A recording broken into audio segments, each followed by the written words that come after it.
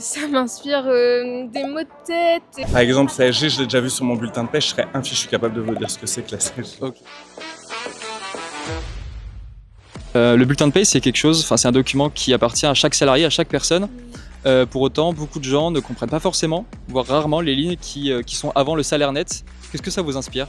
Ça m'inspire des mots de tête. Du coup, je comprends que les gens n'y arrivent pas même quand on monte une boîte, alors qu'on a passé tout l'administratif déjà de créer une boîte et tout. Bon. À côté de la fiche de paie, je trouve que c'est de la petite bière. Hein. Ah, difficile cette question. Moi, ce que je comprends, c'est qu'il y a forcément des choses qui sont prélevées pour la communauté, je dirais. Après, effectivement, si je rentre dans le détail, il y a plein de choses que je ne maîtrise pas. Par exemple, CSG, je l'ai déjà vu sur mon bulletin de paie, je serais infichu capable de vous dire ce que c'est que la CSG. Ok. Il m'a fallu un peu de temps pour comprendre à quoi correspondaient les lignes qui étaient sur invalidité, sécurité sociale, etc. Et il y a même des lignes avant ça que je comprends pas non plus, ou je sais pas à quoi elles correspondent. J'ai compris à quoi servaient les lignes de congé, mais encore c'était un peu flou. Il y a beaucoup de numéros qui sont assez mystérieux. C'est quelque chose qui devrait être le plus transparent possible et le plus compréhensible.